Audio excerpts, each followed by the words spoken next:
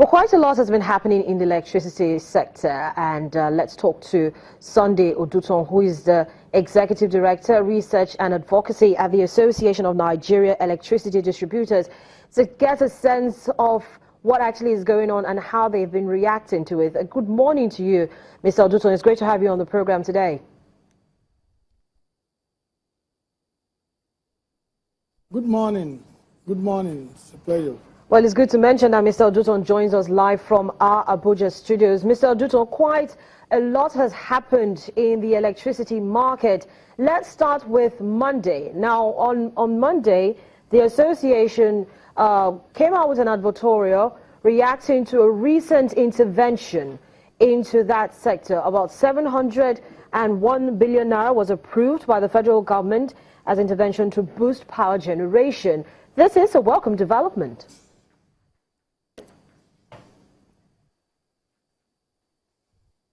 Well, it is a welcome development partially, but let me start by giving you an illustration.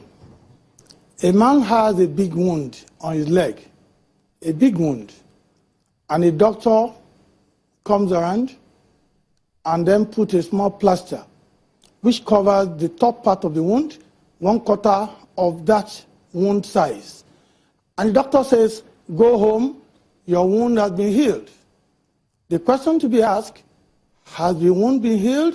The answer is no. The wound has only been treated partially.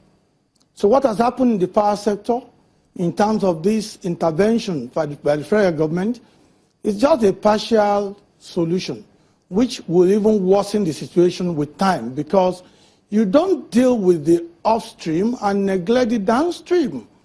You don't deal with a problem without looking at the whole problem and then come up with a holistic approach towards solving the problem. So we should remember if I get you right, at this point, the federal government should not have given any intervention at all, because even though it's a partial solution, it's a step to show commitment to trying to solve the issues as highlighted for distribution, generating and transmission for the power sector as a whole.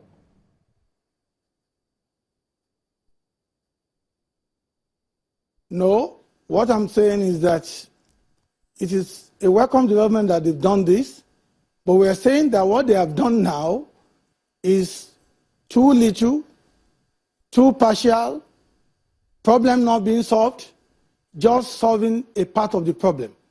And if you allow me to explain it, and I will just simplify it, let's look at it this way. The generation companies, over time now, we've been talking about the issue of the shortfall in the industry. And we're talking of a shortfall that's in excess of 1 trillion naira. And I was on this program a while ago where I broke it down into pieces as it affects the whole value chain. Now, in a simple term, the generation companies, their cost of production has increased of recent due to the issue of forex.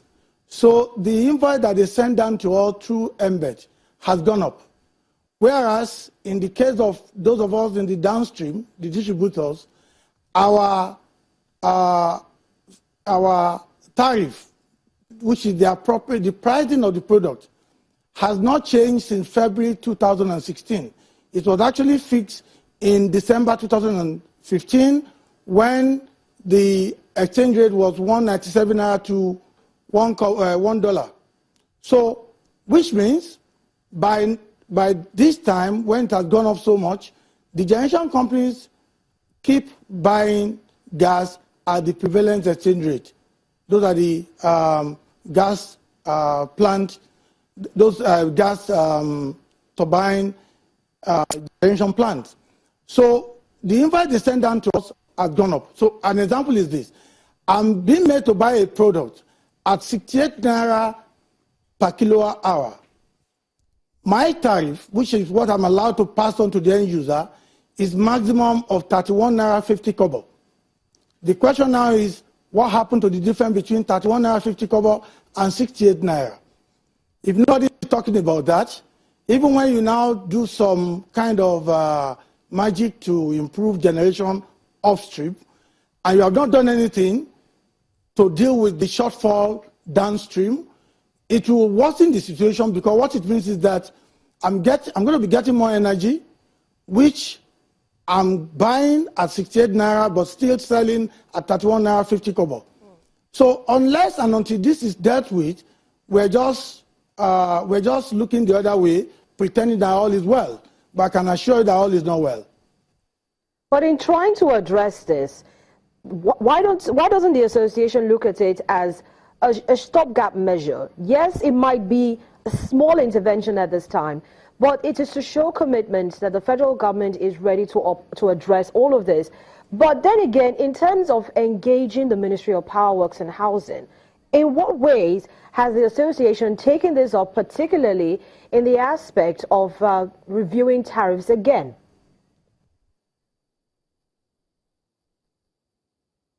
Well, it may interest you that as far as the almighty Federal Ministry of Power Works and Housing is concerned, the association has always been part of the monthly sectorial meeting.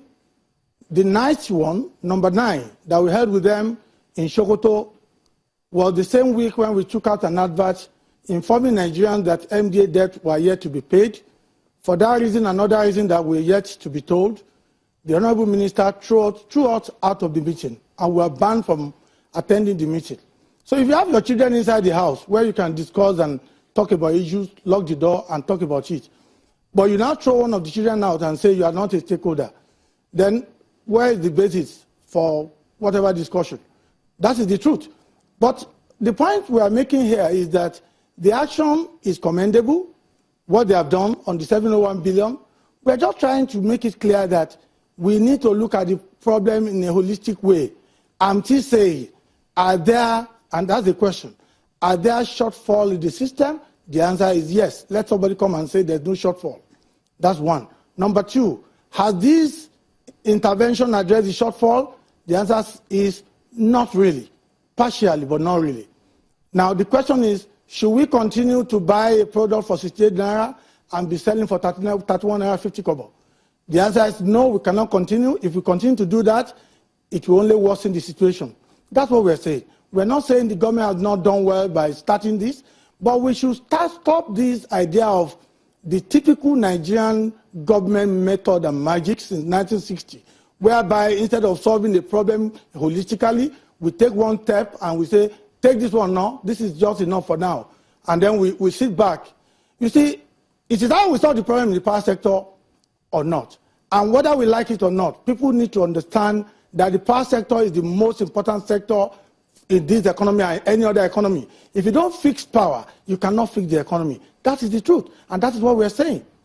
But Mr. Oduton, just agree with me that at least one of the many things that Nigerians want at this time is for the distribution companies to come out and be more transparent, especially with regards the many issues that we've been talking about constantly, and we've talked about it too many times on this program, the issue of metering. So if you do appropriate metering, I remember the last time we talked about it, you said the distribution companies have a target of a certain amount of meters to Nigerians monthly. Has that target been reached?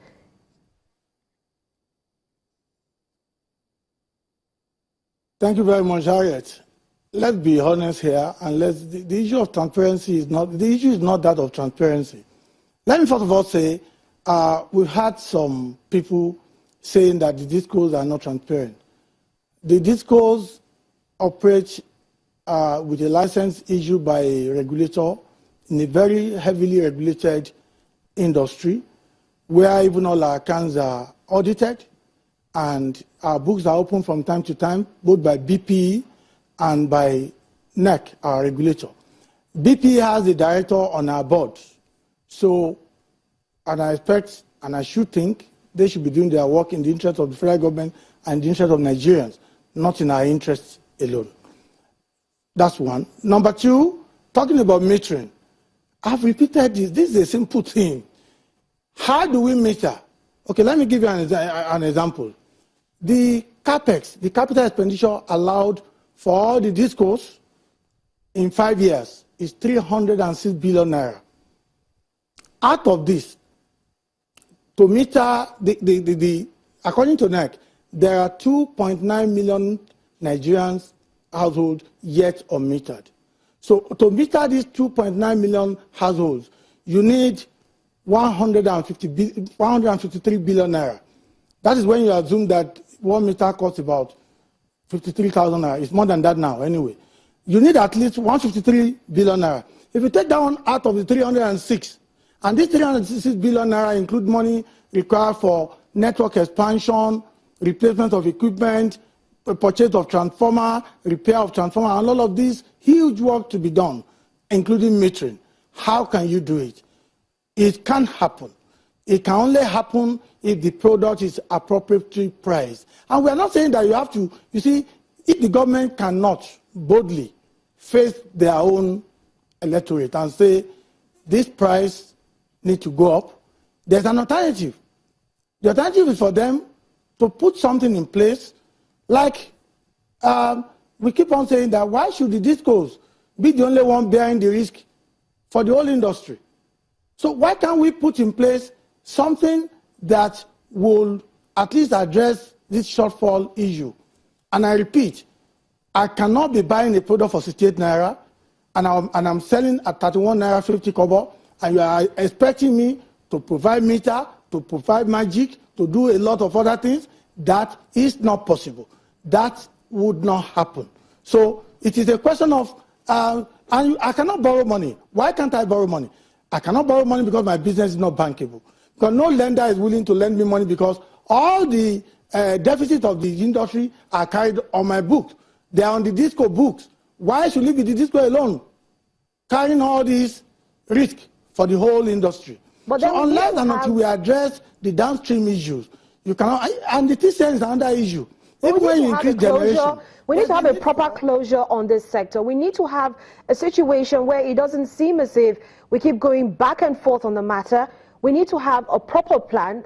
There should be a proper plan, and unfortunately we don't have so much time to talk about it today. But for you, going forward and looking at the issues the way they are, it's a plethora of them, and it must be solved one way or the other. But the distribution companies need to come on the table with the federal government and get the buy-in of every other person to address all the challenges.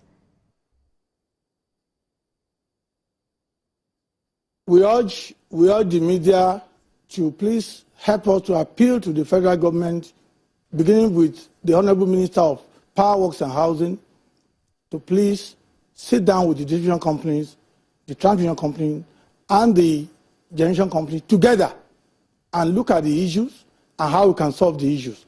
Any attempt to do any backdoor mago-mago to solve this problem will not solve the problem. What we are saying is that, you see, to shave my head, you need to get me to sit down. You cannot shave my head in my absence. To solve this problem, we all need to sit down and look at it.